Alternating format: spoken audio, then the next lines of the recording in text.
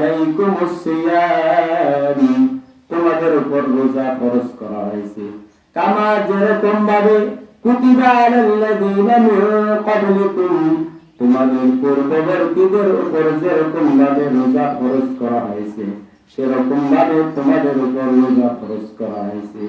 লাআল্লাকুম তাত্তাকুন, যেন তোমরা মুত্তাকি হতে পারো।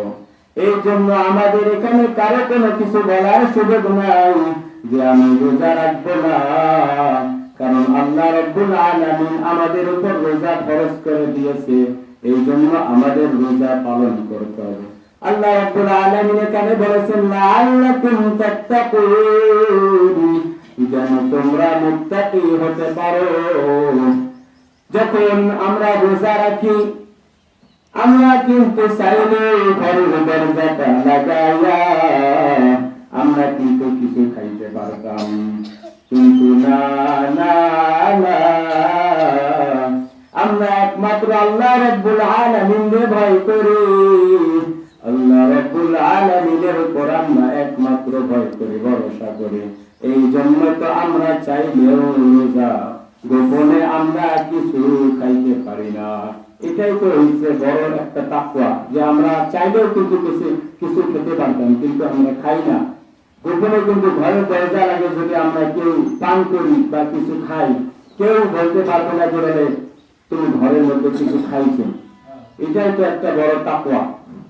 প্রিয় ভাইয়েরা আমার, রাসূল সাল্লাল্লাহু আলাইহি ওয়াসাল্লাম হাদিসের মধ্যে বলেন, ইযা জাআ রমাদান, যখন রমজান মাস চলে আসে, যখন রমজান মাস নিকটবর্তী হয়, ফুতিহাত আবওয়াবুল জান্নাহ, জান্নাতের সমস্ত দরজাগুলো খুলে দেওয়া হয়। ওয়া গুল্লিকাত আবওয়াবু জাহান্নাম, এবং জাহান্নামের সমস্ত দরজাগুলো বন্ধ করে দেওয়া হয়। ওয়া সুফিদাতিশ শায়াতিন, এবং শয়তানদেরকে শিকল দ্বারা আবদ্ধ করে রাখা হয়, যেন কোনো আমার বান্দাদেরকে কোনো ধোঁকায় ফেলাইতে না পারে। এই জন্য দেখা যায় যখন রমজান মাস চলে আসে, যখন রমজান মাস, অনেক আমার ভাইরা, অনেক মুরব্বী বাবারা রমজানের পূর্বে কিন্তু জীবনের মাথায় টুপি দেয় না, অনেক দাড়ি রাখে না, অনেকে নামাজ পড়ে না, কিন্তু যখন রমজান মাস চলে আসে তারা কেমন জানি সারাদিন মসজিদের মধ্যে কেমন জানি গুনগুন করে আল্লাহরে ডাকে, আয় রব্বুল আলামিন, জীবনে তো অনেক গুনাহ করেছে, এখন তো আমাদের মাফ করে দেন। তারা জানি কেমন জানি সারাদিন মসজিদের মধ্যে গুনগুন করে, কারণ রমজান মাস আসলে তো শয়তানকে শিকল দ্বারা আবদ্ধ করে রাখা হয়। এই জন্য তারা আল্লাহ রাব্বুল আলামিনের নামে মুক্ত হয়ে যায়। প্রিয় ভাইরা আমার, রমজান এমন একটা বরকতপূর্ণ মাস। রমজান আসে আর আজ বলে আমি আসছি তোমাদের হিদায়াতের জন্য। রমজান বলে আমি তোমাদের জন্য হিদায়াত নিয়ে আসছি। তোমরা কত বড় গুনাহগার হও না কেন, তোমরা যদি রোজা পালন করো, আল্লাহ রাব্বুল আলামিনের প্রতিশ্রুতি, আল্লাহ রাব্বুল আলামিন বলেন রোজা হলো আমার, যে বান্দা শুধু আমার উদ্দেশ্য রোজা রাখবে, শুধু আমাকে রাজি খুশি করার জন্য রোজা রাখবে, আমি মাওলা রাব্বুল আলামিন আমি নিজ হাতে তার প্রতিদান দিয়ে দেব। সুবহানাল্লাহ। মুসলমান ইমানদার আল্লাহর গোলাম, আল্লাহ রাব্বুল আলামিন কত দয়াবান, কত দয়াবান। আল্লাহ রাব্বুল আলামিন বলেন, রে বান্দা তুই শুধু আমার জন্য রোজা রাখ, তুই শুধু আমার জন্য রোজা রাখ, আমি তো দয়াবান মাওলা, তোর ক্ষমা করার দায়িত্ব আমি নিয়ে নিলাম। প্রিয় ভাইরা আমার, রমজান মাসে আল্লাহ রাব্বুল আলামিন রহমত নাযিল করেন, বরকত দিয়ে দেন, মাগফিরাত দেন। অর্থাৎ রহমতের সময় আল্লাহ রাব্বুল আলামিন বান্দাদেরকে বলে, রে বান্দা তোর কার কত রহমতের প্রয়োজন, তোরা চলে আয় আমার কাছে চা, আমি তোদেরকে রহমত দিয়ে দেব। কিন্তু আমরা মানুষ এত বড় হতভাগা, আমরা কিন্তু রহমত চাইতে পারি না। আল্লাহ রাব্বুল আলামিন দিতে রাজি, কিন্তু আমরা নিতে রাজি না। আল্লাহ রাব্বুল আলামিন অথচ কোরআনুল কারীমের মধ্যে বলেন, লা তাকুনাতু মির রাহমাতিল্লাহ, হে বান্দা তুই আমার রহমত থেকে নৈরাশ হইও না। আল্লাহ রাব্বুল আলামিন রমজান মাসে রহমত, অগণিত রহমত, অসংখ্য রহমত আমাদেরকে দিয়ে দেন, শুধু আমরা নিলেই হয়ে যায়। আমরা যদি আল্লাহ রাব্বুল আলামিনের কাছে যদি বলি, আল্লাহ আপনার রহমত দ্বারা আমাদেরকে ভরপুর করে দেন, আপনার রহমত দ্বারা আমাদেরকে ভরপুর করে দেন, তাহলে আল্লাহ রাব্বুল আলামিন আমাদেরকে রহমত দিয়ে দিবেন। এরপর আল্লাহ রাব্বুল আলামিন মাগফিরাত দিয়ে দেন, অর্থাৎ আল মাগফিরাতু ক্ষমা করা। আল্লাহ রাব্বুল আলামিন বান্দাদেরকে ক্ষমা করে দেন। এরে বান্দা, তুমি তো, আমরা তো জীবনে একজনের কোনো গুনাহ থেকে খালি নাই।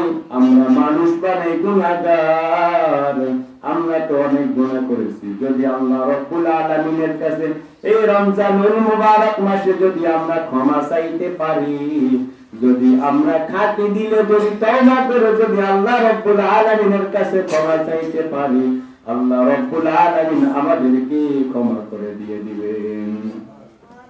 আল্লাহ রাব্বুল আলামিন কোরআনুল কারীমের মধ্যে বলেন, ইয়া আইয়ুহাল্লাযীনা আমানু তুবু ইলাল্লাহি তাওবাতান নাসুহা।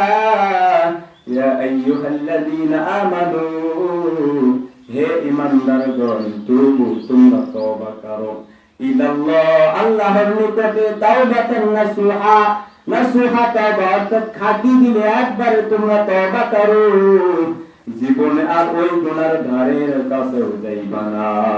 যদি আমরা আল্লাহ রাব্বুল আলামিনের কাছে খাঁটি দিলে তওবা করার মতো করতে পারি, তাহলে আল্লাহ রাব্বুল আলামিন আমাদেরকে মাফ না করাইয়া পারবে না। এই জন্য আমরা রমজান মাসে আল্লাহ রাব্বুল আলামিনের নিকট খাঁটি দিলে খাঁটি ভাবে তওবা করব। আল্লাহ, জীবনে তো আমরা অনেক গুনাহ করেছি, অনেক পাপাচার করেছি, গুনাহ থেকে এক সেকেন্ড আমাদের জন্য বাকি যায় নাই। আল্লাহ, আপনি আমাদেরকে মাফ করে দিন। যদি আমরা তওবা করার মতো করতে পারি, তাহলে আল্লাহ রাব্বুল আলামিন আমাদেরকে মাফ করে দিয়ে দিবেন। এরপরে আল্লাহ রাব্বুল আলামিন নাজাত দিয়ে দেন বান্দাদেরকে, তোমরা রমজান মাস পরিপূর্ণভাবে রমজান পালন করো। রমজান পালন করার পর যদি শুধু আল্লাহ রাব্বুল আলামিনের জন্য খাঁটি ভাবে যদি আল্লাহকে রাজি খুশি করার জন্য রোজা রাখো, তাহলে আল্লাহ রাব্বুল আলামিন আমাদের জান্নাতের জন্য ব্যবস্থা করে দিয়ে দিবেন। বুখারীর বর্ণনা 1967 নম্বর হাদিস, রাসূল সাল্লাল্লাহু আলাইহি ওয়াসাল্লাম বলেন, আল্লাহ রাব্বুল আলামিন বলেন, বান্দা তোরা রোজা রাখ আমার জন্য। আল্লাহ রাব্বুল আলামিন বলেন, আমি রোজাদারের জন্য একটা জান্নাত রেখেছি, জান্নাতের নাম হলো রাইয়ান। শুধু রোজাদার ব্যতীত ওই জান্নাতের মধ্যে কেউ প্রবেশ করতে পারবে না। সেই দিন কঠিন কিয়ামতের দিন, যেদিন বাবা সন্তানকে চিনবে না, সন্তান বাবারে চিনবে না, স্বামী স্ত্রীরে চিনবে না। একটা নেকির জন্য যখন সন্তান বাবার কাছে গিয়ে বলবে, বাবা আমি একটা নেকির কারণে আজ জান্নাতে যাইতে পারতেছি না, আপনার থেকে একটা নেকি আমারে দেন। বাবা বলবে, রে সন্তান, আমার তো দুনিয়ায় থাকতে আমার কোনো বিবাহ শাদী হয় নাই, আমার কোনো বিবি বাচ্চাও ছিল না, তুমি আবার কই থেকে আসবো? তুমি আমার সন্তান, আমি তোমারে চিনি না, তুমি যাও, আমি তোমারে চিনি না, আমি তোমারে চিনতে পারবো না। অনুরূপ ভাবে স্ত্রী স্বামীর কাছে গিয়ে বলবে, স্বামী আমার, আপনার একটা নেকি হলে আমি জান্নাতের মধ্যে যেতে পারবো, আপনি আমার একটা নেকি দেন। স্বামী ডাক দিয়ে বলবে, যাও যাও যাও, আমি তোমার চিনি না, আমি তোমার চিনি না, তুমি এখান থেকে চলে যাও। এই সেই সময় যেখানে কঠিন কিয়ামতের দিন বান্দারা ছুটাছুটি করবে, সেদিন যদি আল্লাহ রাব্বুল আলামিন আমাদের জন্য জান্নাত দিয়ে দেন, কত সৌভাগ্যের ব্যাপার হয়ে যাবে। এ ভাইরা আমার, রাসূল সাল্লাল্লাহু আলাইহি ওয়াসাল্লাম বলেন, রোজাদারদের জন্য আল্লাহ রাব্বুল আলামিন রায়্যান নামক জান্নাত রেখে দিয়েছেন। এর বান্দা, তোমরা রোজা রাখো শুধু আল্লাহ রাব্বুল আলামিনের জন্য। ওই কঠিন কিয়ামতের দিন আল্লাহ রাব্বুল আলামিন রোজাদারদেরকে নাম ধরে রাখবে, রোজাদার বান্দারা তোরা কই আয় আয় আয়, রোজাদার বান্দারা তোরা আয়, রায়্যান নামক জান্নাতের মধ্যে প্রবেশ করো। যখন রায়্যান নামক জান্নাতের মধ্যে বান্দারা প্রবেশ করবে, তখন রায়্যান নামক জান্নাতের দরজাটা বন্ধ করে দেওয়া হবে। এরপর আর কোন মানুষ, কোন অরোজাদার বান্দা সেখানে প্রবেশ করতে পারবে না। প্রিয় ভাইয়েরা আমার, মুসল্লিনে কিরাম, এই জন্য আমরা শুধু আল্লাহ রাব্বুল আলামিনের জন্য রোজা রাখবো। যদি আমরা আল্লাহ রাব্বুল আলামিনকে রাজি খুশি করার জন্য রোজা রাখতে পারি, আল্লাহ রাব্বুল আলামিন নিশ্চয় আমাদেরকে জান্নাত দেবেন। রমজানের অনেক ফজিলত, অনেক ফজিলত। আল্লাহ রাব্বুল আলামিনের প্রিয় পাত্র হওয়া যায় রমজান পালনের দ্বারা। আল্লাহ রাব্বুল আলামিনের নৈকট্য অর্জন করা যায়, তাওবার সুযোগ হয়, জাহান্নাম বান্দাদের জন্য হারাম হয়ে যায় এবং জান্নাতুল ফেরদাউস বান্দাদের জন্য নসিব হয়ে যায়। এই জন্য আমরা আল্লাহ রাব্বুল আলামিনকে শুধু রাজি খুশি করার জন্য রমজান সঠিকভাবে পালন করব। আল্লাহ রাব্বুল আলামিন আমাদের সবাইকে কথাগুলো ভালো করে তৌফিক দেন। ওয়া আখিরু দাওয়ানা।